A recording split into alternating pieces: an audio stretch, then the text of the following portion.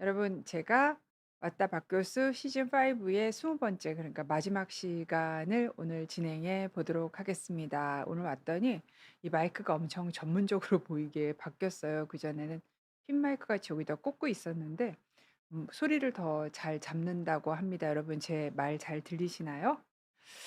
이게 이렇게 이제 돌아보니까 개인적인 일정에 의해서 워낙은 항상 이제 봄에 시작해 가지고 겨울에 끝을 냈었거든요. 근데 이번에 좀 늘어져 가지고 1월 말에 끝을 내게 됐습니다. 오늘 시간은요. 제가 보통 9번 정도 강의를 하고 그다음에 10 번째 시간에는 1 번부터 9번 강의 내용에서 여러분이 그 퀴션 달아 주신 거 질문 달아 주신 거를 정리를 하고요. 지금은 시즌 5의 11 번째 시간서부터 19 번째 시간까지 여러분이 올려주신 질문에 대한 답을 드리는 시간을 하도록 하겠습니다. 제가 이렇게 막 끈기 있고 부지런한 사람 아닌데 또 여러분 덕택에 시즌 5면은 5년 한 거거든요. 총 5년 했습니다. 1월, 2월 제외하고 그래서 여기까지 올 수 있었던 것 같습니다. 근데 사실 처음에는 좀 너무 할 게 많아서 '아 오늘은 뭐 할까, 뭐 할까.' 막 이런 막 고민을 했었는데 뭐 시즌이 이렇게 더해지면 더해질수록 뭐 세상에 그렇게 새로운 지식이 있는 것도 아니고 반짝반짝 어떤 내용을 할까 고민을 좀 많이 했었습니다. 시즌 6 에는 제가 인제 남은 한 달 동안 2월 한 달 동안 뭘 하면 여러분한테 도움이 될까 잘 생각해 보고 그다음에 준비를 하도록 하겠습니다. 네. 자, 제가 이렇게 약간 네 말씀을 드리는 사이에 캐모마일 님 들어와 주셨고 유지연 님 들어와 주셨고 손정희 님 들어와서 저한테 인사 주셨습니다. 예. 청솔모 님도 들어와 주셨습니다. 네. 지금 이 스튜디오에는 싱하 PD님께서 항상 제가 이렇게 Q&A를 하면 그 굉장히 짧은 질문과 짧은 답을 하잖아요. 그럼 그걸 가지고 항상 쇼츠를 만들어 주십니다. 그래서 제가 한번 Q&A를 하면 얼마나 실력이 좋으신지 그 쇼츠를 수백만을 조회수가 나오게 만들어 주세요. 그래서 요번에도 싱하 PD님께서 제 Q&A 시간을 담당을 해 주시겠습니다. 네. 써니님께서는 좋아하는 교수님이라 아유 감사합니다. 항상 느끼는 게 '아이고 제가 뭐라고.' 네 이런 생각 듭니다. 자, 저 요즘에 가장 많이 듣는 질문에 대한 답을 드리겠습니다. 그건 뭐냐면요. 바로 이거입니다. 자, "지금이라도 독감 예방 접종 맞는 것이 좋을까요?"라고 물어보시는 분이 너무너무 많습니다. 자, 지금 독감 유행 어마무지합니다. 보통 검사하면은요. 족족이 A형 인플루엔자 바이러스 감염이 나오고 있어요. 그랬을 때 이렇게 저한테 물어보시는 분은 아직 독감 예방 접종을 하지는 않았는데 예방 접종을 해도 항체가 생기는 데는 2 주나 걸린다고 하고 뭐 "그쯤 되면 대충 이 유행이 끝나지 않을까?" 그리고 또 독감 예방 접종할 때 비용이 한 4만 원 정도 들잖아요. 그러니까 그걸 이제 고민하셔서 저한테 물어보시는 건데요. 자, 정답은 하셔야 됩니다. 첫 번째는요. 지금 독감 A형 독감이 돌고는 있는데 한 가지가 아니에요. 두 가지가 돕니다. H1N1이랑 H3N2가 돌고 있어서 독감을 이번 시즌에 2번 하시는 분도 있으세요. 그리고 또 이 독감이요. 거의 4 월까지 합니다. 4 월에는요. B형 독감이 돌거든요. 그러니까 지금만 넘긴다고 해서 올 시즌에 독감을 안 걸린다는 보장이 없고 가장 중요한 것은요. 내가 독감에 걸려서 나는 건강한 사람이기 때문에 뭐 항바이러스 좀 먹고 또는 바이러스제 안 먹고 타이레놀 먹고 코프 시럽 먹고 완벽하게 회복이 되었다고 해도 내가 독감 바이러스에 걸려 가지고 다른 사람을 감염시킬 수가 있고 그 다른 사람 중에는 면역이 좀 떨어지신 분, 만성 질환이 있으신 분, 그리고 영유아가 있을 수 있어서 내가 또 다른 어떤 감염의 매개체가 될 수 있기 때문에 가능하신 분들은 지금이라도 독감 예방 접종을 맞는 것이 꼭 필요합니다. 그리고 잊지 말아야 될 건 사람 많은 데 가셨을 때는 반드시 마스크를 해 주시는 게 필요하고요. 그리고 개인 위생, 손 씻기도 열심히 해 주시는 것도 필요합니다. 자, 네. 유지연 님께서 "폐렴 구구는 몇 살 때 맞아야 하는 거냐."고 물어보셨어요. 50 대에 맞아도 되는 거냐고 물어보셨는데요. 보통 인제 폐렴구균 예방 접종이 두 가지가 있어요. 국가에서 무료로 해 주는 예방 접종이 있고 65세 이상에서, 그리고 개인이 인제 자비를 내고 맞아야 되는 예방 접종이 있거든요. 지금 아마 15가 13가 요렇게 있을 텐데요. 보통은 이제 65세 이상에서 맞는 거는 꼭 맞으시는 게 좋고요. 네, 말고도 이제 '내가 흡연자예요. 내가 또 폐가 안 좋아요.' 요런 분들은 그 이전에 50세 이후에 맞으시면 됩니다. 그러니까 국가에서 맞는 예방접종 말고 인제 개인이 자비로 내야 되는 예방접종을 맞으시는데요. 이렇게 맞고 난 다음에 이분이 65 세가 됐어요. 그러면 국가에서 나오는 예방접종, 그러니까 23가 예방접종을 안 맞아도 되냐면 그건 아니고요. 23가도 맞아야 되고, 그다음에 내가 자비로 내는 예방접종도 맞아야 됩니다. 그다음에 예, 제가 준비한 거 선생님께서 이렇게 물어보신 거 좀 계속 올려주시면은 제가 준비한 거 답을 하고 사이사이에 관련 있는 거에 대한 답을 드리도록 하겠습니다. 제가 11번째 시간에는 음식을 얼마나 먹을지, 항상 이제 어떤 음식이 좋으냐 이런 거는 많이 얘기를 해 주잖아요. 근데 얼만큼 먹어야 되는지를 얘기를 해 주지 않기 때문에 얼마나 먹어야 되는지를 말씀을 드렸습니다. 제 답은 하루 3번 밥을 드실 때는 백미 말고 현미나 잡곡밥을 2 공기, 그리고 또 뭐 다이어트 하시는 분은 1 공기 정도 드시면 되고, 국이나 찌개는 국물이 아닌 건더기 위주로 드시고, 김치 자그마한 한 접시 드시고, 몇 끼니에 계란 크기의 단백질 반찬 하나 드시고, 그리고 김치를 제외한 나물 반찬 2가지. 그런데 2가지라 그러면 2접시 이렇게 얘기하면 "아니 도대체 어떻게 2접시를 먹어야 하는데." 그 2접시가 굉장히 큰 접시는 아니고요. 대략 한 70 그램 정도 되는 2접시니까, 상추를로 말씀을 드리면 좀 부피가 크다고 생각을 하실 수는 있지만 상추 한 12장 정도에 해당하는 게 한 접시에 해당하는 양입니다. 그러니까 먹어야 되는 채소량이 적지는 않습니다. 그래서 채워 먹기가 쉽지가 않아서 꼭 열심히 신경 써서 드셔야 되는 음식 중에 하나가 채소라고 말씀을 드렸고, 여기에 간식을 드신다면 하루 한 번 정도 사과를 기준으로 해서 중간 정도 크기의 사과로 반 개 정도 먹는 게 적절량이고, 그리고 또는 유제품 하나를 드시는 것도 뭐 요구르트 드셔도 되고, 그다음에 아니면은 뭐 저지방 우유 드셔도 되고, 그 2개 중에 한 가지를 드시면, 요렇게 공식대로 드시면 크게 부족하지 않게 드실 수 있게 됩니다. 그다음에 인제 제가 환자분한테 많이 듣는 질문 중에 하나인데요. 동네 독한 형님께서 성함은 독한 형님이신데 좀 엄청 많은 분들이 하는 공감되는 질문을 주셨어요. 무슨 뜻이냐면은 30 대까지는 고기가 없으면 밥을 못 먹었었는데 마흔이 넘으니까 고기가 좀 점차 맛이 없어지고, 그러니까 잘 먹지 않게 되고, 그동안 거들떠도 보지 않았던 나물이 진짜 맛있더라고 말씀을 하셨고, 지금은 고기는 한 달이면 한 일 주일 7번 정도 먹는다니까 아주 안 드시는 건 아니에요. 일 주일에 한 2번 정도는 드시는 꼴이 되거든요. 그리고 단백질은 두부, 콩, 계란, 견과류, 우유로 보충을 하고 있다고. 그런데 왜 이렇게 옛날에는 상상도 못 했는데 이제 거의 채식을 많이 하시니까 절에 들어가도 살 수 있을 정도로 채식을 많이 한다고 얘기를 하셨습니다. 이게 독한 형님만 일어나는 현상이 아니고요. 대부분의 분들이 나이가 들면서 생기는 현상입니다. 저 같은 경우에 요즘에는요. 소고기, 돼지고기는 맛있는데 닭고기가 그렇게 비려서 못 먹겠어요. 그런데 이제 병원에서 식당에서 밥을 먹으면은 닭이 비교적 뭐 소랑 돼지보다 싸잖아요. 요즘 뭐 돼지고기도 100 그램에 2,000원 이렇게 하더라고요. 2,000 원이 넘지요. 그렇기 때문에 닭고기가 굉장히 많이 나오는데 그럴 때마다 참 굉장히 제가 넘기기가 어렵더라고요. 그래서 사람마다 이렇게 나이가 들수록 그 잘 먹던 육류가 약간 비려지는 건 다 대부분의 분한테 나타나는 현상인 것 같습니다. 우리가 나이가 드셔도 굉장히 잘 드시면서 체중을 유지하시는 분들이 어떤 질환에 걸렸을 때, 혹 그 어떤 여력 같은 게, 몸에 체력의 여력, 그다음에 영양소의 여력이 굉장히 많이 남아 있기 때문에, 저는 인제 저한테 골다공증 환자분들이 많이 오시잖아요.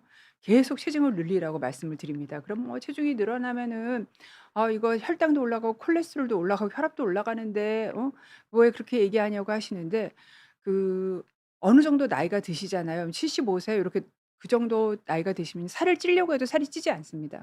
소화력이 받쳐주지도 않고 이 독한 형님처럼 식욕이 받쳐주지를 않아요, 살이 찌는 음식에 대한.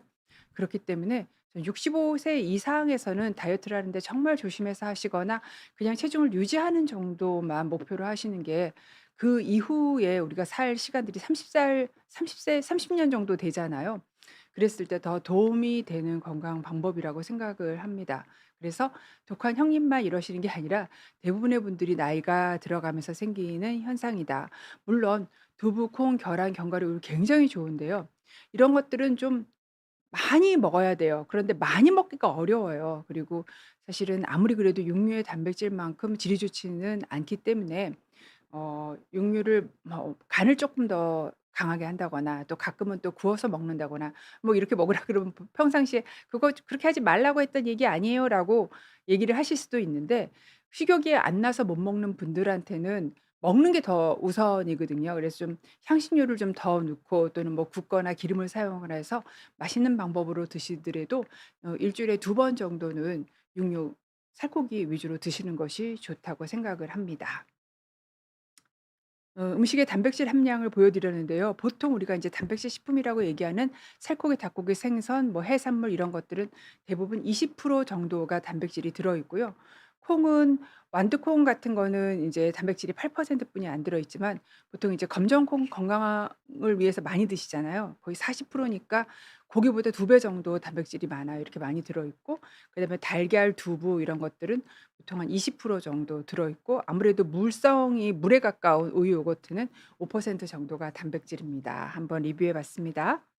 자 그다음에 두 번째 12번째 시간에는 제가 골밀도 검사에 대한 오해와 진실에 대해서 말씀을 드렸고 이 내용은 제가 좀 약간 사심 방송을 했는데 사실 골밀도 검사가 환자분들은 엄청나게 정확한 검사라고 생각하고 오시거든요. 근데 실제로 그렇지 않다라는 게 이 방송의 키포인트여서 그리고 또 하나는 골밀도가 괜찮으면은 골절이 안 생기고 골밀도가 나쁘면 골절이 생긴다 이렇게 생각을 하시지만은 골절 위험도를 나타내는 많은 요인 중에 하나가 골밀도이지 골밀도 검사만으로는 골절 위험도를 예측할 수는 없다라고 말씀을 드릴 수가 있고 굉장히 실제로 잘 재는 게 쉽지가 않습니다, 골밀도를. 그래서 병원에서도 굉장히 잘 재기 위해서 그 골밀도 재는 방사선사한테 굉장히 많은 트레이닝을 합니다. 그리고 트레이닝을 하는 단체도 있고 교육도 있습니다. 그리고 검사의 정밀도가 낮다. 그러니까 같은 값을 내는 능력이 되게 낮기 때문에 사실 변화가 없다 그래도 실제로 변화가 있을 수가 있는 거고 변화가 있다고 해도 실제로 변화가 없는 경우도 있는 거기 때문에 어떤 트렌드를 좀 봐야 되고 그렇기 때문에 골밀도 검사만으로는 이분이 약을 잘 반응하고 있는지 알 수가 없어서 대부분의 분들이 골다공증 치료를 하면서 골밀도 검사와 함께 혈액에 돌아다니는 뼈 조각인 골 표지자를 검사를 해서 이 약이 잘 받고 있다, 받지 않고 있다 요거를 알 수가 있게 됩니다. 그다음에 정말 중요한 거 외부 병원에서 검사를 하셨는데 병원을 옮기면 또다시 골밀도를 찍자 그러면 환자분이 기분 나빠하시거든요. "아이가 뭐 혹시 돈 벌려고 그러는 거 아니야?" 그런데 실제로 기계가 다르면 그러니까 병원마다 같은 기계를 사용할 확률보다는 다른 기계를 사용할 확률이 높잖아요. 뭐 병원 안에서도 마찬가지입니다. 병원 안에 기계가 2개 있으면 A 기계로 찍었다가 나중에 B 기계로 찍으면 비교를 할 수가 없어요. 물론 A 기계와 B 기계의 관련성을 미리 조사를 해 놓은 경우는 비교를 할 수가 있어요. 하지만 그걸 해 놓지 않다면 같은 병원에서도 기계가 다르면 비교를 할 수가 없을 정도로 골밀도 검사가 그렇게 100%다 알려주는 검사는 아니라는 얘기를 했습니다. 역시 인제 골밀도에 대해서 저한테 물어보시는 분들이 굉장히 많았습니다. 고관절 골절이 있는데 지금 수술을 안 하셨나 봐요. 자연적으로 붓는다고 하시는데 정말 통증이 심하다고 하셨는데요. 사실 제가 아는 고관절 골절의 기본 치료는 수술입니다. 수술을 해서 왜냐하면 움직거리면은 처음엔 잘 열이 맞춰 있다가 이 열이 삐뚤어지면서 잘 더 안 붙을 수가 있어요. 그래서 고정을 해서 붙여 놓고 그다음에 환자를 가능한 한 빨리 움직이게 하는 게 고관절 골절의 치료 원칙이라고 알고 있습니다. 그래서 만약에 지금 유링링 님께서 고생을 하고 계신다고 한다면 저는 사실 좀 사진을 가지고 다른 분한테 "2차 의견을 구하는 게 어떨까?"라는 생각을 드립니다. 네. 그래서 지금 상황이 어떻게 부러졌고 위치는 잘 맞고 있는지 정말 부러진 건지 뭐 그런 게 정확하지 않아서 답을 드리긴 뭐하지만 굉장히 고생을 하고 있다면 당연히 다른 정형외과 고관절을 보시는 분한테 2차 의견을 받는 게 답일 것 같습니다. 자 방송을 잘 봐 주시고 계시다고 루시 님께서 말씀해 주셨고 골다공증이 있는데 치료하다 중지한 게 한참 됐대요. 그런데 이제 항암 중이시라고 이게 굉장히 제가 흔하게 보는 일인데 골다공증 치료를 하시다가 뭔가 되게 중한 질환이 걸리면 그다음에 골다공증 치료를 잊어버리시는 경우가 굉장히 많아요. 그런데 어떤 약들은 먹다가 안 먹으면은 옛날로 돌아가지만 어떤 약은 쓰다가 안 쓰면은 골다공증이 훨씬 심해지거나 골절이 생기는 약도 있고, 어떤 약은 끊어도 어느 정도 유지할 수 있는 약이 있어요. 그리고 그 마지막 치료하고 난 다음에 상태가 정말 치료를 안 해도 되는 상태일지 아닌지도, 그러니까 충분히 골밀도를 높였는지 아닌지도 확인을 해야 되거든요. 그래서 루시 님께서 항암 중이라서 시간이 없고 힘들긴 하겠지만, 또 본인이 어렵다면 가족분을 보내서라도 지금 연달아서 치료를 하는 게 필요한지는 저보다는 치료를 해준 의사 선생님이 훨씬 더 잘 압니다. 그래서 가서 꼭 상담을 받으시고 향후 계획을, 뭐 어려우시면 항암을 하고 있는 병원에서 치료를 받으시는 것도 방법이잖아요. 그럴 경우 이제 의뢰서를, 내가 어떤 치료를 얼마나 받았다라는 의뢰서를 들고 가시면 되니까 연결해서 치료를 하는 게 꼭 필요합니다. 제가 인제 우리 코로나 때 갑자기 인제 병원이 뭐 셧다운이 되기도 하고 환자분이 못 오시기도 하고 또는 어디 갇혀 있기도 하시면서 치료를 못 해서, 그 당시에 인제 프롤리아라고 6 개월에 한 번씩 주사 맞는 굉장히 많이 쓰는 골다공증 치료제가 맞다가 안 맞으면은 리바운드가 생기면서 골밀도가 훅 떨어지거든요. 그래서 훅 떨어져서 오신 분들을 많이 많이 경험했습니다. 그래서 본인이 여건이 안 되면 가족이라도 보내서 다음 치료를 어떻게 계획할지에 대해서 계획을 짜 보시는 게 필요할 것 같습니다. 이 제가 시계가 안 보여서요. 시계를 좀 보겠습니다. 자, 9시 16 분입니다. 그다음에 이제 후드 님께서 골다공증이 어떻게 없어지는지를 물어보셨습니다. 제가 여기서, 자, 골다공증을 치료할 수 없는 방법, 골밀도를 높일 수 없는 방법에 대해서 설명을 드릴게요. 바로 이겁니다. 운동, 골밀도 높이지 못합니다. 유제품, 우유, 요구르트 아무리 드셔도 골밀도 높이지 못합니다. 병원에서 처방받는 돈, 본인이 사 먹는 칼슘, 비타민 D 영양제, 골밀도 높이지 못합니다. 그리고 이거 말고 선전하는 뼈에 굉장히 좋다고 하는 영양제 있죠? 그거 골밀도 높이지 못해요. 앞에 세 개는요. 젊은 분들, 그러니까 40살 이전의 분들이 이거 해 주시면 골밀도 높입니다. 하지만 40이 넘어간 분들은 운동을 아무리 하셔도, 이 제품을 아무리 챙겨 먹어도, 칼슘, 비타민 영양제 아무리 드셔도 골밀도 높이지 못합니다. 얘네는 무슨 일을 하느냐면요. 우리가 나이가 들면 골밀도가 훅 떨어지죠. 이 떨어지는 속도를 천천히 하는 것이지 골밀도를 절대 높이지 못합니다. 제가 치료가 필요합니다 하면 환자분들이 뭐 부작용도 있고 턱뼈도 높고 뼈도 부러진다고 하니까 저는 뭐 운동을 해 볼게요. 저는 우유를 열심히 먹어 볼게요. 이렇게 얘기를 하시면서 치료를 차일피일 미루면서 또 골밀도가 떨어져서 오시는 분들을 굉장히 많이 뵀는데요.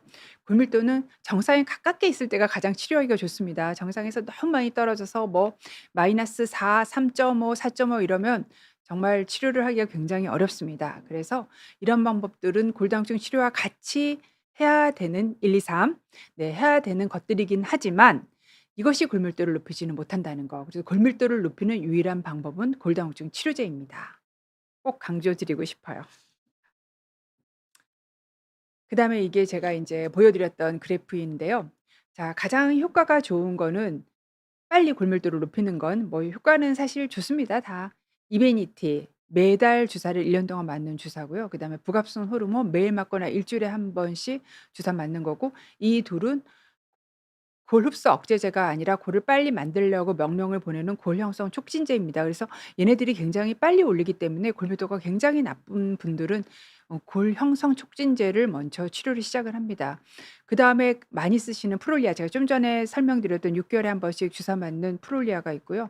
그다음에 1 년에 한 번 맞는 졸렌산이 굉장히 효과가 비슷합니다. 그다음에 포사맥스 많이 드셨죠? 그다음이고, 그다음에 악토넬 그다음이고, 그다음에 에비스타. 얘는 그렇게 많이 높이지 못하죠. 하지만 부작용도 적기 때문에 초기 골다공증 환자, 젊은 골다공증 환자한테 많이 쓰는 약입니다. 요런 순서로 골다공증의 약의 색이라고 하나요? 강도를 좀 설명드릴 수 있습니다. 어떤 것도 다 올리지 떨어뜨리거나 옆으로 가지는 않지요. 자, 약만 잘 쓰시면 골밀도는 정상이 될 수 있습니다. 예, 제가 말이 틀렸습니다. 정상이 아니고 좋아질 수는 있습니다. 골다공증 약으로 10년 동안 주사를 맞으셨대요. 그런데 칼슘제만 복용하고 있으나, 주사 맞다가 칼슘제를 복용하고 있는데 골다공증 수치가 계속 2.5 에서 좋아지지 않는데요. 첫 번째는요. 이 측정을, 제가 골밀도 측정이 되게 어렵다고 말씀드렸잖아요. 측정을 잘못해서 실제로는 좋아졌는데 좀 좋아지지 않는 방법이 있고요. 두 번째는 이 치료제가 나한테 맞는 치료제가 아니라서 이 약에 대한 반응이 없어 갖고 좋아지지 않는 경우가 있어요. 그렇기 때문에 요 경우에는 그 이유를 찾아야 되는데 제가 여기서 이렇게 말씀으로 이유를 찾아 드릴 수 있는 그런 거는 아니고요.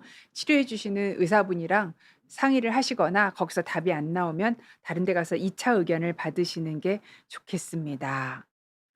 그다음 또 인제 항상 많이 드시는 박종강 님께서 "그러면 내가 골다 칼슘제를 먹거나 골다공증 주사를 맞을 때 치과는 언제 가냐."고 물어보시는데 칼슘제를 먹는 건 치과랑 아무 상관없어요. 그러니까 아무 때나 가셔도 되고 골다공증 주사를 맞는 경우에 이제 걱정이 되시는데 요럴 때 뭐 "치과를 가면 턱뼈가 썩는다." 이런 얘기를 많이 들으셨을 것 같아요. 우선 처음에는요. 골다공증 치료하기 전에 내 치과 문제를 해결하는 게 가장 좋기는 합니다. 그리고 두 번째는 치과를 이 치료를 시작하면서 치과 치료를 같이 하는 방법이 있어요. 근데 인제 그다음은 내가 벌써 치료를 시작했어요. 그런 경우에는 뼈를 많이 만드는 약인 골형성 촉진제를 사용하고 있을 경우에는 사실 아무 때나 치과 치료를 하셔도 됩니다. 근데 문제가 되는 건 골 흡수 억제제거든요. 골 흡수 억제제에서 대표적인 건 6 개월에 한 번씩 주사 맞는 프롤리아라는 주사가 있고요. 이 주사를 맞을 때는 보통 이제 주사가 몸 안에 들어가서 한 4 개월쯤 되면 우리 몸에서 주사자가 다 빠져버려요. 그렇기 때문에 주사를 맞고 한 4 개월부터 치료를 시작해 가지고 한 2-3 개월 내에 끝나고 그다음 주사를 맞는 그런 방법으로 하시면 되고요. 비스포스포네이트라고 뼈에 굉장히 오래 잔존하는 아주 전통적인 포사백스 같은 약이죠. 액토닐 같은 약이고 졸렌산 같은 약인데 이런 약을 드시고 계시는 경우에는 3-4년 아직 내가 약을 쓴 지 3-4 년뿐이 안 됐어요. 그럼 그냥 편안하게 치과 치료를 받으시면 되고요. 만약에 3-4 년이 넘었어요. 그럼 약을 잠깐 끊으시면서 좀 약한 약으로 바꾼 상태에서 치과 치료를 받는 것이 방법입니다. 근데 뭐 이가 너무 흔들거려서 잇몸이 안 좋아서 빼거나 할 때는 큰 문제는 없고요. 잇몸을 건드리는 임플란트 같은 시술을 할 때 특히 요런 것들이 문제가 됩니다.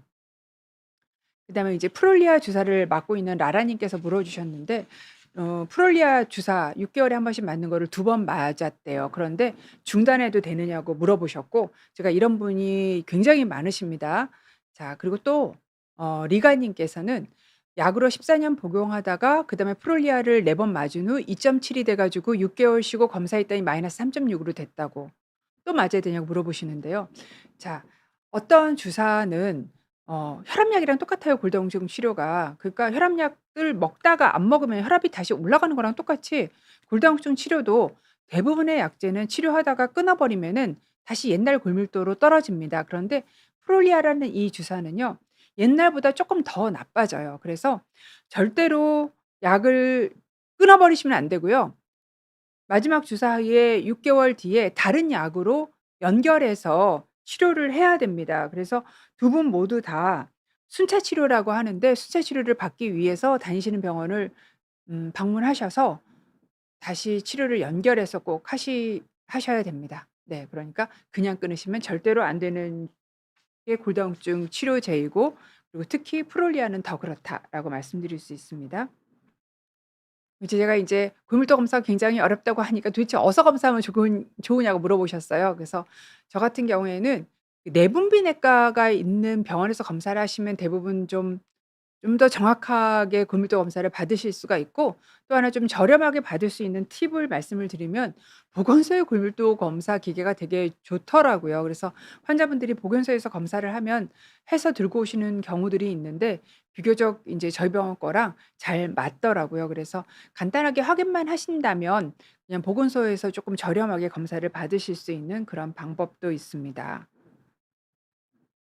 자 골다공증 약 5년 먹고 1년 쉬라 해서 쉬는데 벌써 2년 쉬었대요. 그 대신 칼 비타민 D, 칼슘 영양제 먹고 있는데 이래도 되느냐고 안 됩니다.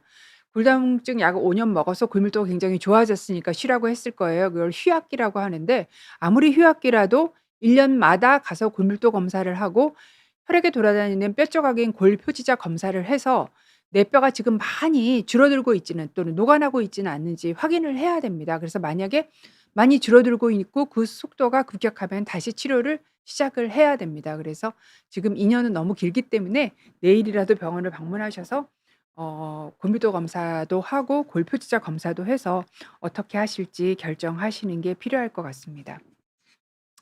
자 골다공증 약은 뭐고 비타민 D는 뭐냐고 물어보셨어요. 자 비타민 D는 정상인데 그럼 뭐 예. "골다공증은 그럼 괜찮으냐?" 이런 것도 물어보셨는데 제가 인제 시즌 1에 한 내용이에요.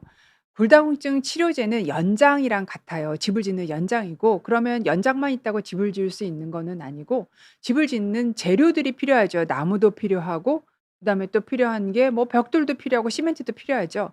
그 재료가 되는 게 뭐냐면 뼈가 뭘로 구성되어 있는지 보면 알 수 있을 거 아닙니까? 뼈의 4분의 1은 물입니다. 그다음에 10% 정도는 여러분이 이렇게 피부에만 있다고 알고 계시는 콜라겐, 탄력 성분이고 나머지 3분의 2가 칼슘과 인이에요. 그런데 인은요. 우리가 먹는 모든 음식은 인이 무지 많아요. 그래서 인은 거의 부족한 일이 없어요. 근데 칼슘은 특정 음식, 특히 유제품, 뼈채 먹는 생선 정도에만 들어 있습니다. 그렇기 때문에 우리가 칼슘과 칼슘을 흡수하는 데 도움이 되는 비타민 D를 같이 드셔 주셔야 내 몸에 재료를 넣어 주는 거예요. 그러니까 비타민 D가 정상이라는 거는 어 내 몸에 칼슘을 갖고 들어오는 마차의 수가 정상이라는 거지 내가 아무리 비타민가 정상이라도 칼슘을 적게 먹으면은 우리 몸 안에 충분한 칼슘이 있을 수 없잖아요. 그러니까 비타민 D가 정상이랑은 골다공증을 예방하기 위한 치료하기 위한 아주 기본적인 조건이지 그 골다공증을 치료하기 위해서는 더 다른 것들 칼슘도 드시고 골다공증 치료제도 드셔야 된다. 요렇게 정리해서 말씀을 드릴 수 있겠습니다. 자, 그 사이에 손정희 님께서 올려주신 질문이 있는데요. 70대 어머니께서 혈압약을 복용하신대요. 갑자기 오늘 150에 77 이신데 많이 위험하냐고. 이 혈압이면 약간 어지럽냐고 물어보셨거든요. 지금은 9시 27분입니다. 네, 150에 77이면은 위험한 혈압 아닙니다. 보통 이제 180 은 넘어가야 좀 높은 혈압 위험한 혈압이라고 생각을 하고요. 150에 77에서는 별로 증상이 없습니다. 이게 느껴지는 어지러움 이런 증상이 없고 만약에 어지럽다면 다른 원인으로 어지러울 가능성이 많고요.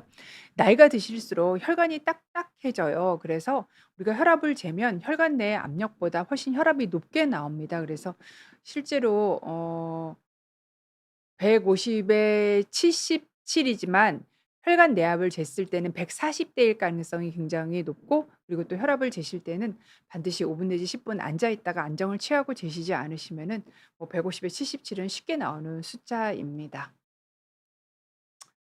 청성문 님께서 "중성지방, 피하지방, 내장지방들은 무엇이냐."고 물어보셨어요. 자, 제일 쉬운 거는 피하지방이랑 내장지방일 것 같아요. 체지방은 두 개로 나누는데 피부 밑에 쌓이는 피하지방이 있고 그다음에 이 안에 내장, 뭐 심장 옆에도 쌓이고 간에도 쌓이고 췌장에도 쌓이고 오장육부에 다 쌓여요. 뭐 쉽게 설명드리면 청성문 님께서 닭을 한번 손질해 보셨는지 모르겠는데 닭의 배를 열면은 안에 노랗게 보이는 것들이 내장 지방인데 사람도 배를 열면 똑같이 그렇게 보입니다. 그런 것들이 바로 내장 지방이에요. 그러니까 피하 지방, 내장 지방은 내 체지방이고요. 중성 지방은 뭐냐 하면은 내 혈액 안에 들어있는 지방입니다. 그래서 요런 것들은 보통은 간에서 만들어지기도 하고 음식으로 흡수되기도 해서 내 혈액에 중성 지방이 높아지게 되면은 걔네들의 의미는 '나한테 빨리 동맥경화를 일으킨다.'라고 생각하면 됩니다. 그럼 이것들이 세 가지가 관련이 없느냐? 그럼 피하 지방은 괜찮지만 내장 지방이 많은 사람들은 내장 지방에서 지방을 계속 분비시키면 이 지방들이 간으로 가서 중성 지방을 만들게 됩니다. 그래서 관련이 있긴 하지만 약간 쪼끔 단순하게 설명한다면 피하 지방, 내장 지방은 체지방이고 중성 지방은 혈액에 들어있는 지방의 하나다. 요렇게 생각하시면 될 것 같습니다. 그런데요. 피하 지방, 내장 지방의 성분이 대부분은 중성 지방이에요. 네. 자, 박혜경 님께서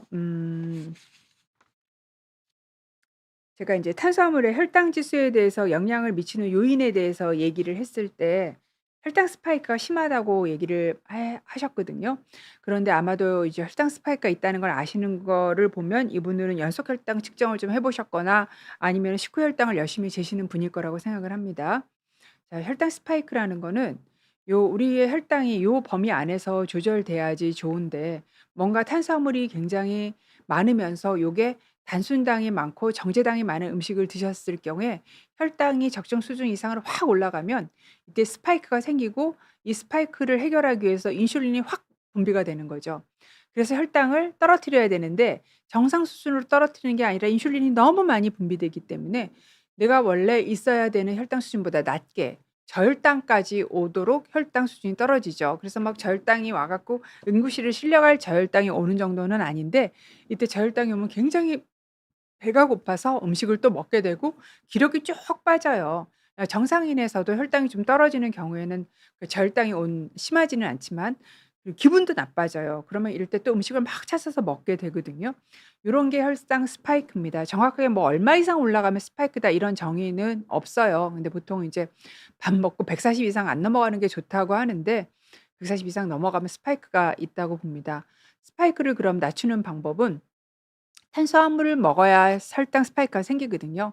이 탄수화물을 정제 탄수화물을 먹으면 올라갑니다. 그래서 껍질을 많이 벗기고 도정을 많이 하게 되면은 스파이크가 생기기 때문에 껍질을 덜 벗기고 도정을 덜 해서 먹고, 그다음에 이제 갈아서 먹으면은 훨씬 더 빨리 흡수가 되겠죠. 그래서 갈지 않고, 그러니까 밀가루나 쌀가루를 내지 않고 만든 게 좋고, 여기다 더 맛있게 하기 위해서 설탕도 듬뿍 넣고 액상가당도 많이 넣고 하면은 더 빨리 흡수가 되죠.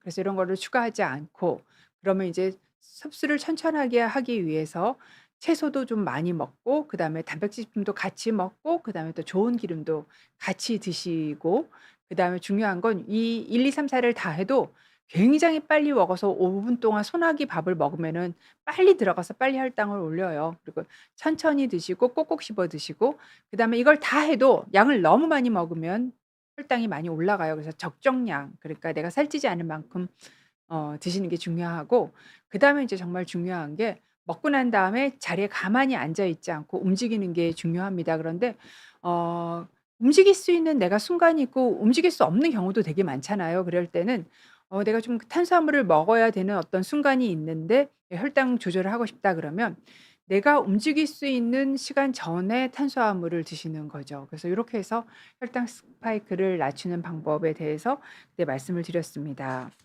그다음에 인제 제가 컬리를 굉장히 애정하는 음 곳이에요. 네. 여러분도 애정하시는 분이 많으시더라고요. 사실 컬리 없으면 좀 살기 어려운데, 제가 봤을 때는 밀키트 같은 것들 만들어지는 식품이 그래도 가장 수준 높은 걸 우리 집 앞에까지 가져다 준다고 생각을 해서, 그래서 컬리에서 제가 뭘 사는지를 한번 소개를 해 드렸습니다. 약간 심심풀이 땅콩처럼 소개를 해 드렸는데 또 재밌게 또 보시더라고요. 자, 컬리로 주문하러 간다고 오리님께서 말씀하시고, 갈수록 아름다우십니다. 아유, 뭘 그렇겠습니까? 예, 나이를 막 느끼고 있습니다. 유방암 환자 식단 좀 알려달라고 하셨는데요. 추천, 비추천이라고 말씀드렸는데, 유방암 환자가 뭐 좋은 음식 이런 굉장히 유튜브 동영상도 많고 글도 많아요. 근데 유방암 환자의 식단이라고 해서 일반적으로 제가 앞에서 설명드린 식단과 다르지 않아요. 통곡물 열심히 드시고 채소 과일 많이 드시는데 과일은 너무 많이 드시지 마시고, 그다음에 단백질 식품을 살코기, 닭고기, 생선, 두부콩에서 돌아가면서 한 가지씩 바꿔가면서 드시는 거, 이거 하시면 됩니다. 자, 그러면 뭐가 문제냐 하면은, 뭐 "우유 먹으면 유방암 걸리네. 붉은 고기 안 됐냐." 하는데, 이거는 가장 문제가 양입니다, 양. 그래서 쌀도 많이 먹어서 쌀 밥 막 먹어 갖고 살쪄 가지고 비만되면 17 가지나 되는 암이 증가를 하거든요. 우유도 마찬가지입니다. 우유를 먹는 적정량은 하루에 2잔 이내입니다. 그래서 하루에 한 잔 정도 우유나, 또는 우유가 너무 걱정되면 요거트 드셔도 되고요. 드시는 건 크게 문제가 없고, 붉은 고기는 절대 안 된다 하는데 살코기 괜찮습니다. 암 치료할 때 또는 암 회복하고 난 다음에 근육 유지하려면 질 좋은 고기 들어야 되니까 살코기 드시면 되는데, 제가 인제 말씀드린 대로 이게 또 너무 많이 드시면 안 되는 거잖아요. 그래서 하루에 한 5-60 그램, 그러니까 이틀에 고기 1 인분 정도 드시는 거는 크게 문제가 없다. 그래서 그렇다고 하루에 3번 살코기를 드시는 그거는 안 되는 거죠. 그래서 "양이 문제다."라고 제가 설명을 드릴 수 있습니다. 그런데 유방암 환자한테 가장 중요한 식단이라고 말씀드리면, 체중을 정상으로 유지하는 게 가장 중요해요. 어 뭐 채소가 어떻다, 살코기가 어떻다, 뭐 우유가 어떻다, 이거보다 뭐 트랜스 지방이 어떻다, 더 중요하고 더 많이 밝혀진 거는 비만입니다. 이렇게 비만하면 재발률이 한 30-40% 정도 높아져요. 그래서 정상 체중을 유지할 수 있도록 노력하는 게 아마 식단 원칙 중에서 가장 중요하리라고 생각이 됩니다. 뭐 그렇다고 트랜스 지방 안 되는 거죠. 그다음에 가공육, 이것도 요거는 안 됩니다. 네. 추석 전 신장 질환자들이 피넛버터를 먹어도 될까요? 모든 분들한테 대부분의 분들한테 통곡류랑 작곡이 굉장히 좋지만 신장이 안 좋으신 분들은 통곡류와 작곡에서 신장이 기능이 떨어졌을 때 배설을 해야 한 잘하기 어려운 무기질 뭐 칼륨이라든가 나트륨, 마그네슘 이런 것들이 많이 들어 있어요. 그러니까 우리가 견과류가 굉장히 마그네슘이 좋다, 뭐 칼륨이 좋다 이렇게 해서 먹잖아요. 그런데 신장 질환자한테는 이 좋은 견과류도 또 배설을 시키는 데는 어려움이 있을 수 있어요. 그래서 신장 질환자가 뭐 드신다면 사실은 피넛버터는 굉장히 좋은 그런 수치는 아닙니다. 물론 추석 전이라도 추석 전에 내 사구체 여가율이 어느 정도에 따라서 이 제한해야 되는 제한의 정도가 다 다릅니다. 그렇기 때문에 고거는 인제 전 전체적으로 말씀드린다면 "피넛버터를 많이 먹는 건 안 좋다."라고 말씀을 드릴 수 있지만 또 사구체율이 떨어져도 뭐 칼륨도 정상이고 뭐 이런 분들이 많아요. 나트륨도 정상이고 인도 정상이고 이런 경우는 또 약간 쪼끔씩은 드셔도 되거든요. 그래서 요거는 지금 인제 다니시고 있는 병원에서 영양 상담을 신청을 하면 이미 아님의 자료를 다 임상 영양 하시는 분들이 다 보실 수가 있어요. 보실 수가 있으면서 좀 더 상세한 설명을 해 드릴 수 있기 때문에 다니시는 병원에서 신장 질환자를 위한 영양 상담을 한 2-3만 원 돈 내실 겁니다. 내고 좀 자세한 설명을 들어보시는 게 좋겠습니다. 그다음에 인제 "콩이 굉장히 좋은 식품이다." 얘기를 많이 들으시는데 콩은 얼마나 먹어야 되는지를 물어보셨습니다. 사실 베지테리안 그러니까 채식하시는 분들은 이제 콩이나 견과류로 단백질을 섭취를 하시잖아요. 그러니까 그런 분들은 더 많이 드실 건데 일반적으로 보통은 인제 50 그램에서 100 그램 전후 그러니까 한 50 그램에서 100 그램 정도 그러니까 작은 컵으로 해서 한 반 컵, 많이 먹어도 한 컵 이내 요 정도가 적정량이라고 생각을 합니다. 그 이유는 뭐 더 먹는다고 독성이 생겨서 그런 건 아니고요. 음식을 먹는 가장 큰 원칙이 골고루 드시고 돌아가면서 다양하게 드시는 건데 콩만 너무 많이 드시면은 살코기, 닭고기, 생선, 두부, 콩, 해산물 요것 좀 돌아가면서 먹기가 어렵잖아요. 그래서 골고루 먹기 위해서 한 50 그램에서 100 그램 뭐 많이 먹어 봤자 반 컵에서 한 컵 정도 드시는 게 좋겠다고 생각을 합니다. 근데 어디에도 규정된 양이 있지는 않습니다. 그다음 물어보신 게 "위에 혹이 있다면 바로 떼내야 하나요?" 우리가 내시경 검사를 하면 요렇게 혹이 있는 분들은 한 100 명에서 1-2명 정도는 있습니다. 근데 위에 생긴 혹들은 대부분은 양성혹, 양성혹이라는 거는 암이 아닌 혹입니다. 그런데 사이즈가 커지는 것들은 문제가 되기 때문에 환자분들이 위내시경 하고 난 다음에 혹이 있다고 얘기만 해 주고 떼지 않으면 "아 그거 왜 안 뗐느냐."고 막 걱정하시면서 얘기하시는데 대부분의 위에 생긴 혹들은 양성 혹이기 때문에 떼지 않고요. 잘 암이 되지 않습니다. 그런데 이것이 크기가 점점 커져서 1 센티를 넘어가면 이형성을 거쳐서 암이 될 확률이 넘기 때문에 보통 기준을 1 센티를 기준으로 해서 1 센티가 넘으면 떼는 걸로 하고 있습니다. 그래서 "위에 혹이 있으면 바로 떼야 하느냐?"고 물어보시는 거에 대한 답은 "아니다. 크기가 크면 뗀다." 요렇게 얘기를 드릴 수 있습니다. 그다음 16 번째 시간에는 오메가3에 대해서 말씀을 드렸는데요. 사실 저는 이 오메가3 주제를 굉장히 오랫동안 아껴 놓은 주제예요. 왜냐하면은 앞에서 제가 아는 거 다 풀어 버리면 뒤에서 할 말이 없어서. 그런데 실제로 너무 많이 아셔서 그런지 관심이 없으시더라고요. 발 많이 안 보셨어요. 그래서 제가 인제 그냥 깔끔하게 정리만 해 드렸다면 중성지방이 높아서 오메가3를 찾는 분은 아깝게 본인이 돈 내서 사시지 마시고 병원에서 처방약으로 보험 적용을 받아가면서 드시는 게 답이고 내가 심혈관계 질환을 진단을 받은 적이 있다. 그러면 심장이 안 좋거나 뇌혈관이 안 좋다 진단을 받았다면 영양제 오메가3 보다는 그때는 굉장히 처방량이 많아지거든요. 처방약을 잘 먹는 게 더 중요하다. 하지만 생선을 드시지 않는 분은 생선에 들어있는 오메가3가 필수 영양소이기 때문에 이런 경우에는 오메가3 영양제가 도움이 된다. 생선은 하지만 생선은 일 주일에 2번 음식으로 드시는 게 더 좋긴 하다. 이렇게 제가 정리를 해 드렸습니다. 그다음에 자 17 번째 시간은 건강검진, 특히 암 건강검진은 "언제까지 받을까?"라는 말씀을 제가 용감하게 드렸습니다. 이 얘기하면서 제가 요 얘기를 드리면서 제가 위암검진 진료 지침 만들고 공청회에서 요 얘기했다가 엄청 노인회에서 오신 분한테 혼났던 그 얘기도 말씀을 드렸어요. 그래서 언제까지 받을까에 대해서 조금 정리를 해서 말씀드리면은 언제까지 받을까를 결정하는 거에 가장 중요한 거는 이분이 얼마나 오래 사실 것 같으냐. 고 그 얼마나 오래 사실 것 같으냐의 기저에는 건강 상태가 좋으냐라는 게 들어 있잖아요.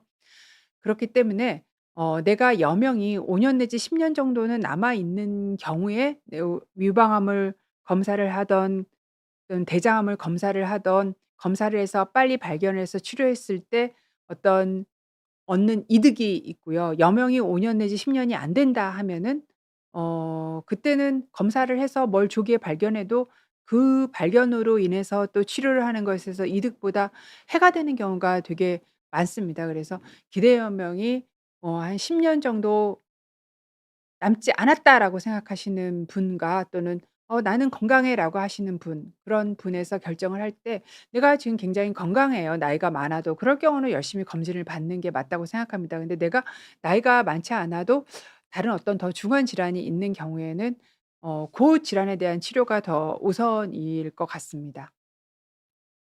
네, 정리가 되셨는지요? 네. 되게 조심스러운 말입니다. 호아 님께서 비타민 C를 6 그램을 드셨더니 속이 아프다고. 예, 그러니까 비타민 C 드시고 속 아프신 분, 또 어떤 분은 설사하시는 분도 많고요. 그다음에 또 이렇게 요로결석 생기는 그런 위험도도 있습니다. 저는 개인적으로 하루 1000 밀리그램이 적정량이라고 생각을 하셔서, 특히 속 아파가면서 드실 일은 절대로 아니기 때문에 양을 좀 줄여서 1000 밀리그램을 드시는 게 좋겠습니다. 그리고 비타민 C가 산성이라서 속이 아픈데 정말 나는 비타민 C를 6 그램을 먹고 싶다. 그러면은 중성 비타민 C가 있습니다. 그래서 중성 비타민 C를 사서 드시는 것도 방법입니다. 자, HBS 님께서 아침 공복 혈당이 한 100 정도 나오신대요. 근데 당화혈색소가 5.3 이에요. 이분은 아마 식후 혈당이 굉장히 좋으실 거예요. 그런데 콜레스테롤은 291, 굉장히 높은 거예요. 200 이하가 정상인데, LDL은 191, 130 이하가 정상인데 190은 굉장히 높습니다. 이거는 타고 태어나서 그렇습니다. 그래서 그냥 콜레스테롤을 많이 만들고 덜 깨부시는 체질 때문에 그렇고요. 밀가루, 설탕, 이거는 당이랑 중성지방에 영향이 있지만 여기 LDL과는 무관합니다. 그렇기 때문에 병원에서 처방 받으신 스타틴 받으셨다고 했거든요. 그래서 고거 쭉 드시면 됩니다. 환자분들이 "뭐 이런 거 높다. 약 먹어라." 그러면은 엄청 걱정을 하시는데요. 제가 그러면 이렇게 말씀드립니다. "약이 있고 치료 방법이 있는 거는 병도 아닙니다."라고 말씀을 드립니다. 네. 그래서 그리고 사실 콜레스테롤 약 먹는 건 세상에서 가장 쉬운 치료법인 것 같아요.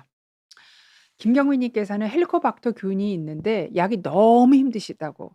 어 치료해야 되느냐고. 근데 이게요, 헬리코박터균 치료제가 한두 가지가 아니에요. 지금 여러 가지 치료 기법이 나와서 뭐 한꺼번에 왕창 먹는 것도 있고 쪼끔씩 나눠서 순차적으로 먹는 방법도 있어서 쪼끔 다른 방법을 해 보시면 어떨까 싶습니다. 네. 그래서 의사랑 상의를 해서 조금 더 쉽게 먹을 수 있는 다른 치료제를 처방받아서 드시면 어떨까 싶습니다. 그다음에 18 번째 시간에는 악성, 양성, 음성, 이 도대체 뭐가 좋은 건지에 대해서 말씀을 드렸습니다.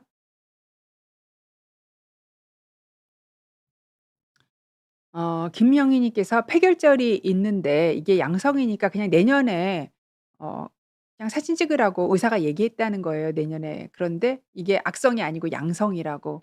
그래서 올 7 월에 CT를 했고 다른 병원에 가 봐야 되냐고 걱정을 하셨는데, 사실 인제 검진 센터에서는 쪼끔 당신들을 프로텍션하기 위해서 좀 약간 과하게 다음 검사를 하라고 얘기를 해요. 얘기를 안 했다가 생기는 문제보다는 얘기를 해서 다음 검사를 했는데 별 문제가 없었을 때가 훨씬 더 서로서로 윈이 나는 상황이기 때문에. 그런데 그런 검진센터에서 내년에 해도 됐다고 얘기를 한다면 사실 별게 아닙니다. 우리가 국가 암 검진을 하면서 폐암 검진을 하다 보면은 실제로 결절이 한 10 내지 20% 정도 나옵니다. 그런데 이 결절이 중요한 게 악성, 나쁠 악, 좋을 양, 선할 양에서 그 양성인 이 양성인 거거든요. 악성이 아니고, 악성은 암이고. 그렇기 때문에 괜찮고, 그다음에 또 인제 우리가 헷갈리는 이유는 암과 암이 아닌 종양을 얘기할 때 악성과 양성도 있지만 어떤 검사 결과가 그 검사에서 발견하려고 하는 게 나온 경우랑 나오지 않은 그 경우의 양성과 음성도 있기 때문에 이게 뭐 어떤 경우에는 양성이 나온 게 좋은 경우, 어떤 경우 음성이 나오는 것도 좋은 경우잖아요. 그러니까 매번 케이스 바이 케이스라서 그래서 우리가 헷갈린다라고 제가 정리를 해 드렸는데 어 김명희 님의 경우에는 그냥 양성이기 때문에 악성이 아니고 양성이라서 내년에 검사를 받으셔도 됩니다. 그다음에 지난주죠. 지난주에는 제가 암 만드는 음식에 대해서 말씀을 드렸습니다. 자, 암 만드는 음식 정리해서 말씀드리면 가공육, 그다음에 적색육, 그다음에 짠 음식, 그다음에 75 도, 65도 이상의 뜨거운 음식, 그다음에 가당 음식, 달달한 음식 말씀드렸고 그다음에 이걸 다 아우르는 초가공 식품 그리고 알코올 요렇게 말씀을 드렸어요. 자, 요런 음식들은 암을 만드는 음식이고 항상 많은 분들이 요거 먼저 하고 설명을 드릴게요. 당뇨 전 단계 가볍게 여기다가 요거는 제가 박수 쳐 드려야 될 케이스라서 들고 나왔는데 당뇨 진입하고 그리고 식사를 완전히 바꾸고 2 개월에 9 킬로그램 빼고 지금도 빼고 있다고 하셨습니다. 당연히 운동을 병행했더니 의사 선생님도 좋아하시죠. "환자가 이렇게 해 오는데 안 좋아할 의사가 있겠습니까?" 3 개월 경과하면 당화혈색소 검사하고 아예 당뇨 딱지 떼기를 원합니다. 보통 자기 체중의 한 10 킬로 정도 10% 이상 빼게 되면은 있던 당뇨가 없어지게 됩니다. 그래서 사실 1 킬로 빼기도 어려운데 9 킬로 빼는 건 정말 엄청난 노력을 하신 것 같고요. 엄청난 일상의 변화를 가져오신 것 같습니다. 반드시 단백질 음식 제대로 드시고 근력 운동 병행을 해서 근육을 빼버리면은 혈당은 근육이 대부분 쓰거든요. 그러니까 근육을 빼버리면 혈당을 처리할 기관이 없어지는 거라서 근육을 유지하면서 살을 빼시는 게 가장 중요한 키포인트가 되겠습니다. 그다음에 이거 아주 권오일 님께서 엄청 예리한 질문을 하셨어요. 냉동 가공육, 동그랑땡이나 떡갈비 요건 뭐 햄이랑 소시지랑은 다른 것 같잖아요. 이것도 50 그램 이하로 먹어야 되느냐고 말씀을 드렸는데 답은 바로 질문에 있습니다. 냉동 가공육도 가공육이잖아요. 예를 들어서 권오일 님께서 집에서 만든 떡갈비예요. 집에서 만든 동그랑땡이에요. 50 그램 아니고 좀 더 드셔도 됩니다. 그리고 사실 가공육을 50 그램 이하로 먹으면 안전하다는 얘기는 아니고 가공육은 사실 가능한 한 안 먹는 게 좋은데 가공육을 50 그램 이하로 매일 먹게 되면은 암 발생 50 그램 정도 먹게 되면 암 발생 위험이 대장암 발생 위험이 한 20% 정도 증가되고 적색육은 100 그램 정도 먹었을 때 20% 정도 증가한다라고 제가 말씀을 드렸죠. 그래서 가공육은 50 그램 이하로 먹으면 안전하다 이런 얘기가 아니라 가공육은 가능한 한 적게 드시거나 안 드시는 게 답이다. 그러면 인제 원래 문제로 돌아가서 동그랑땡 떡갈비는 어떠냐? 내가 집에서 만들어 먹을 때는 얘네들 색깔을 예쁘게 하기 위해서 보존을 오래 하기 위해서 이름 모르는 화학 물질을 집에서 넣어서 만들지는 않잖아요. 그러니까 그거는 사실 그냥 적색육과 같이 100 그램 이하 먹었을 때 뭐 인제 폐암 발생 위험도가 20% 증가한다. 요게 해당이 되지만 실제로 우리가 사 먹는 가공육은 집에서 만들어 먹을 수 없는 것들이 뒤에 보면은 많은 재료들이 들어가 있어요, 화학 물질이. 그래서 그거는 그냥 동그랑땡이랑 떡갈비여도 가공육입니다. 그래서 제한해서 드시는 것이 필요합니다. 그래서 다시 한번 정리를 하면 적색육이나 가공육이나 모두 암 발생을 증가시키지만 그렇다고 우리가 평생 살면서 육류 섭취를 안 하고 살 수는 없죠. 그래서 그러면은 미국 암 연구소에서는 어느 정도 육류 섭취가 가장 바람직한가를 했을 때 하루에 한 50 내지 70 그램 그러니까 이틀에 고기 1 인분 정도 해당하는 양 정도는 먹어도 되겠다. 이 정도까지는 먹을 수 있다라고 정의를 하고 있습니다. 이 정도면 정리가 되셨을까요? 아이고 어떡해요. 동그랑땡도 맛있고 떡갈비도 맛있는데. 자, 그리고 제가 준비해 온 거는 말씀을 드렸고요. 올려주신 질문 중에서 답을 못한 거를 답을 드리겠습니다. 푸푸님께서 총 콜레스테롤 208, HDL이 79, LDL이 122, TG 36 인데 여자분들은 55 세부터 위험인자 하나 치거든요. 그러니까 아직은 위험인자가 없어서 LDL이 120 이면은 좋은 수치니까 아직은 드시지 않아도 됩니다. 네. 엔젤님께서 고혈압약 부작용으로 음 부작용이 생길 수 있느냐? 있지요. 고혈압 부작용 많습니다. 2년 전부터 탈모 예방으로 미녹시딜을 0.25T를 먹고 있는데 2달 전부터 고혈압 약을 아프로베를 먹었대요. 고지혈증 약을 복용하는데 머리카락이 엄청 빠져요. 그동안 미녹시딜 효과가 다 없어질 정도로요. 고혈압 약을 바꿀 수 있나요? 당연히 고혈압 종류가 많으니까 바꿀 수 있는데요. 아프로베를 드시면서 미녹시딜을 끊으시면은 머리카락 빠집니다. 그래서 다시 그냥 미녹시딜을 같이 드셔도 됩니다. 4분의 1 T 정도가 그렇게 혈압을 많이 떨어뜨리지는 않아요. 혈압약 종류가 무지 많으니까 바꿔서 드시면 됩니다. 자, 여러분과 말씀을 나누는 사이 벌써 여기가 시계가 있었군요. 21 분, 아니죠. 21 분이 9시 50분 27 초가 됐네요. 그래서 오늘로써 저는 예 제가 저한테 박수 칩니다. 5 년째 했습니다. 5 년째 시즌 5를 끝냈습니다. 그래서 3월 첫 번째, 세 번째 주 기존 시간대로 돌아올 때까지 지금부터 2월 한 달까지 '다음 시즌에는 뭘 열심히 준비를 해 볼까.' 잘 고심고심해서 여러분 다시 만나 뵙도록 하겠습니다. 지금까지 5년 동안 시청해 주셔서 여러분 너무너무 감사합니다. 오늘도 좋은 밤 되세요. 감사합니다.